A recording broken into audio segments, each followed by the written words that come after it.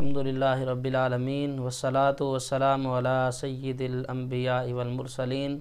سامعین، آج ہم خواجہ غریب نواز حضرت خواجہ معین الدین چشتی اجمیری سنجری رحمۃ اللہ کے حضرت خواجہ معین الدین چشتی اجمیری رحمۃ اللہ تعالی علیہ یہ مقربین خدا اولیاء کرام رحمۃ اللہ تعالی علیہم اجمعین میں سے ہیں۔ حضرت خواجہ معین الدین چشتی اجمیری رحمۃ اللہ تعالی علیہ یہ اپنے باپ کی طرف سے حسینی سید ہیں اور اپنی ماں کی طرف سے حسنی سید ہیں۔ آپ کا سلسلہ نسب 15 واسطوں کے بعد حضرت مولا علی شیر خدا رضی اللہ تعالی عنہ سے جا کر ملتا ہے۔ حضرت خواجہ معین الدین چشتی اجمیری رحمۃ اللہ تعالی علیہ کے والد کا نام غیاث الدین تھا، جو حضرت سیدنا خواجہ معین الدین چشتی اجمیری رحمۃ اللہ تعالی علیہ کو ورثے میں ایک باغ دے کر گئے تھے، اور حضرت معین الدین رحمۃ اللہ تعالی علیہ اپنے باپ کے وصال کے بعد اس باغ میں کام کرتے رہے، دیکھ بھال کرتے رہے۔ ایک مرتبہ ایسا ہوا کہ آپ کے باغ میں ایک مجذوب بزرگ اور اللہ تبارک و تعالیٰ کے مقرب حضرت ابراہیم رحمۃ اللہ تعالی علیہ تشریف لائے، تو حضرت معین الدین چشتی نے آپ نے حضرت ابراہیم رحمۃ اللہ تعالی علیہ کی خوب مہمان نوازی کی اور آپ کو کھجوروں کا بھی تحفہ عطا فرمایا، اور حضرت ابراہیم کی بارگاہ میں آپ نے ایک گوشہ انگوروں کا پیش کیا، تو حضرت ابراہیم کو آپ کی مہمان نوازی بہت پسند آئی۔ آپ نے خوش ہو کر اور راضی ہو کر اپنی جیب سے کھل نکالی جو جانوروں کو کھلائی جاتی ہے، تو وہ مجذوب بزرگ تھے، ان کے پاس وہی تھی۔ انہوں نے ایک چھوٹا سا کھل کا ٹکڑا اپنی منہ میں چبا کر حضرت معین الدین کو پیش کیا، تو انہوں نے بخوشی قبول کیا۔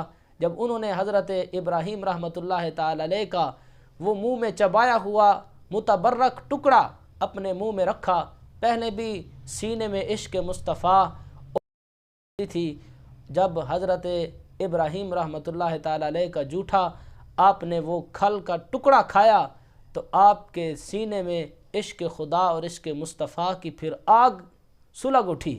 اس کے بعد حضرت خواجہ معین الدین چشتی اجمیری رحمۃ اللہ تعالی علیہ نے وہ باغ بھی بیچ دیا، اور سارا کا سارا جو پیسہ آیا راہ خدا میں خرچ کر کے پھر آپ علوم ظاہری حاصل کرنے کے لیے خراسان اور بخارا کے علماء کے آپ تشریف لے کر گئے اور ان سے علوم ظاہری حاصل کیا، اور اس کے بعد آپ اپنے پیر و مرشد حضرت عثمان ہارونی رحمۃ اللہ تعالی علیہ کے پاس آپ نے 2.5 سال گزارے، وہاں پر مجاہدات کیے، چلہ کشیاں کی، اور رات دن کی محنت اور مشقت کے بعد آپ نے بہت بڑا مقام پایا، یہاں تک کہ 2.5 سال کے بعد جب حضرت خواجہ عثمان ہارونی رحمۃ اللہ تعالی علیہ نے آپ سے پوچھا، اے معین الدین بتاؤ کس مرتبے تک پہنچ چکے ہو، تو حضرت معین الدین چشتی اجمیری رحمۃ اللہ تعالی علیہ نے اپنے پیر و مرشد کو جواب دیا، حضرت جب میں نیچے دیکھتا ہوں تو میری نظر تحت الثری تک جاتی ہے، اور جب میں اوپر دیکھتا ہوں تو میری نظر عرش اولی کے پردوں تک جاتی ہے۔ آپ بہت خوش ہوئے، آپ نے اپنی خلافت بھی عطا فرمائی۔ آپ نے فرمایا، آج کے بعد میں تمہیں خلافت بھی دیتا ہوں اور اجازت بھی دیتا ہوں، تم جاؤ اور اللہ کی مخلوق کی خدمت کرو، ان کو راہ راست پر چلاؤ۔ حضرت خواجہ معین الدین چشتی اجمیری رحمۃ اللہ تعالی علیہ پھر وہاں سے چلے، مکہ المعظمہ آئے، پھر مدینہ المنورہ آئے۔ آپ نے 6 سال مدینہ پاک میں گزارے۔ 6 سال کے بعد ایک مرتبہ خواب میں رسول اللہ صلی اللہ علیہ وسلم نے زیارت کا شرف بخشا، تو حضرت خواجہ معین الدین چشتی اجمیری رحمۃ اللہ تعالی علیہ کو جب حضور کی زیارت ہوئی تو آپ نے فرمایا، اے معین الدین میرے قریب آؤ۔ عرض کی، یا رسول اللہ میرا نام معین الدین تو نہیں ہے، میرا نام تو حسن ہے۔ روایات میں آتا ہے آپ کا ابتدائی جو نام آپ کے والدین نے رکھا تھا وہ حسن تھا۔ عرض کی، یا رسول اللہ میرا نام تو حسن ہے۔ حضور علیہ الصلوۃ والسلام نے ارشاد فرمایا، آج کے بعد تمہارا نام حسن نہیں بلکہ معین الدین ہے، تم نے میرے دین کی بہت مدد کرنی ہے اور تمہاری وجہ سے دین بہت زیادہ پھیلے گا۔ میرے آقا حضور علیہ الصلوۃ والسلام نے حضرت خواجہ معین الدین چشتی اجمیری رحمۃ اللہ تعالی علیہ کو معین الدین یہ نام حضور علیہ السلام کا عطا کردہ ہے، اس لیے آپ کو عطائے رسول بھی کہا جاتا ہے۔ حضور علیہ السلام نے ارشاد فرمایا کہ تم ہندوستان کے ایک علاقہ اجمیر میں جاؤ اور جا کر وہاں پر میرے دین کی خدمت کرو۔ تو عرض کرتے ہیں یا رسول اللہ جیسے آپ کا حکم ہو میں وہاں پر چلا جاتا ہوں، لیکن میں نے ہندوستان بھی نہیں دیکھا، مجھے پتہ نہیں ہے کہ اجمیر کہاں ہے، میں کیسے جاؤں گا؟ تو حضور علیہ السلام نے ارشاد فرمایا جب ہم بھیج رہے ہیں تو رہنمائی بھی ہم فرمائیں گے، والذین جاہدوا فینا لنہدینہم۔ جب کوئی شخص اللہ تعالیٰ کے راستے میں کوشش کرتا ہے تو اس کے لیے راہ بھی ہم ہی ہموار کر دیتے ہیں۔ حضرت خواجہ معین الدین چشتی اجمیری پھر وہاں سے چلے، وہاں سے چلتے چلتے پھر آپ لاہور تشریف لائے اور حضرت داتا علی حجویری رحمۃ اللہ تعالی علیہ کے مزار پر انوار پر آپ نے چلہ کشی کی۔ 40 دن آپ نے حضرت داتا گنج بخش رحمۃ اللہ تعالی علیہ کے مزار پر 40 دن گزارے۔ حضرت داتا گنج بخش علی حجویری رحمۃ اللہ تعالی علیہ کے فیض سے جب متاثر ہوئے تو آپ نے اس وقت پھر یہ شعر لکھا تھا کہ گنج بخش فیض عالم مظہر نور خدا، نا کے ساراں پیر کامل کامل آراں رہنما۔ حضرت خواجہ معین الدین چشتی اجمیری رحمۃ اللہ تعالی علیہ وہاں سے چلے اور ہندوستان آئے، پھر اجمیر میں آئے۔ اجمیر میں جب آئے تو آپ نے عجیب حالت دیکھی، ہر طرف کفر، ہر طرف فسق و فجور، کوئی اسلام کا نام لینے والا نہیں تھا۔ تو حضرت خواجہ معین الدین چشتی تعالی علیہ نے ایک میدان میں پڑاؤ ڈالا، آپ کے ساتھ چند درویش بھی تھے، آپ کے مرید اور آپ کے چاہنے والے وہ بھی آپ کے ساتھ تھے۔ تو حضرت خواجہ معین الدین چشتی اجمیری نے وہاں پر ایک میدان میں ایک خیمہ لگا کر آپ وہاں پر بیٹھ گئے۔ جب شام ہوئی تو اس وقت کچھ لوگ اونٹ لے کر ساربان آئے اور انہوں نے کہا کہ یہ علاقہ، یہ جو جگہ ہے یہ تو راجہ کی ہے، یہاں پر تو شام کو راجہ کے اونٹ بیٹھتے ہیں۔ تو انہوں نے کہا کہ آپ یہاں سے کہیں اور منتقل ہو جاؤ۔ حضرت خواجہ معین الدین چشتی اجمیری رحمۃ اللہ تعالی نے فرمایا تعالیٰ کی زمین تو اللہ کی ہے، تم اونٹ کہیں اور بٹھا لو۔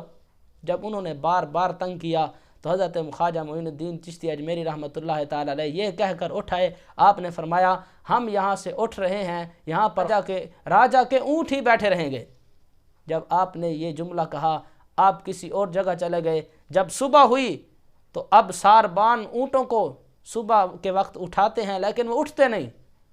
تو ان کو پھر پتہ چلا کہ کل جس بزرگ کو ہم نے تنگ کیا تھا شاید انہی کی بد دعا تھی۔ تو وہ پھر آئے آپ کے پاس، انہوں نے آپ سے معذرت کی تو تب وہ جا کر اونٹ اٹھے۔ حضور علیہ السلام نے ارشاد فرمایا تھا کہ کچھ لوگ ایسے ہوتے ہیں لو اقسم علی اللہ لا برہ، یہ انہی میں سے حضرت خواجہ معین الدین چشتی اجمیری رحمۃ اللہ تعالی علیہ تھے۔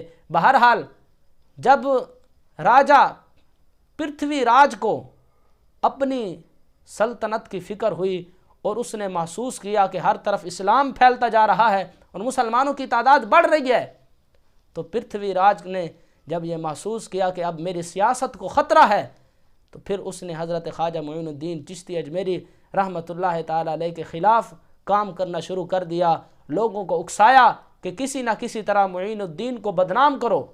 لوگ حضرت خواجہ معین الدین چشتی اجمیری رحمۃ اللہ تعالی علیہ کے پیچھے لگ گئے۔ جب پرتھوی راج نے بار بار آپ کو تنگ کیا تو آپ نے اور اس نے کہا کہ یہاں سے چلے جاؤ اور اجمیر ہندوستان کو چھوڑ کر یہاں سے کہیں اور چلے جاؤ۔ حضرت خواجہ معین الدین چشتی اجمیری رحمۃ اللہ تعالی علیہ نے فرمایا کہ میں یہاں سے جاؤں یا نہ جاؤں، لیکن اے پرتھوی راج میں تجھے پکڑ کر اس اسلامی لشکر کے حوالے کر رہا ہوں۔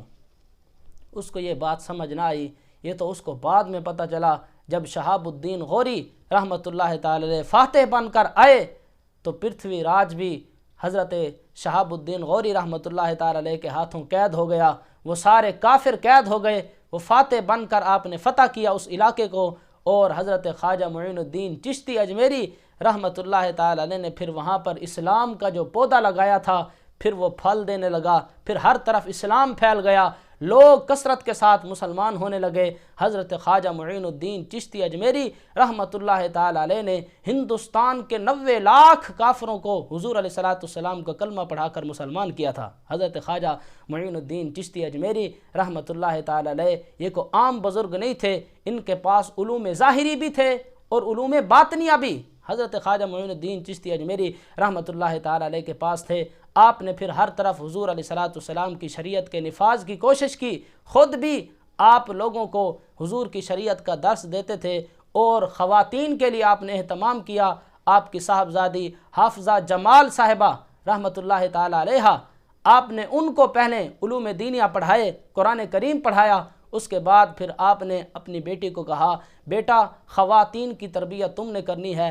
آپ نے مرد و زن کی صبح شام کوشش کر کے خواتین کی بھی تربیت کی، مردوں کی تربیت کی بھی کوشش کی۔ حضرت خواجہ معین الدین چشتی اجمیری رحمۃ اللہ تعالی علیہ کا وصال پرملال رجب کی 6 تاریخ کو ہندوستان کے علاقے میں ہوا۔ دعا ہے کہ رب تعالی ہم سب کو اولیاء کے نقش قدم پر چلنے کی توفیق عطا فرمائے۔ وما علینا الا البلاغ المبین۔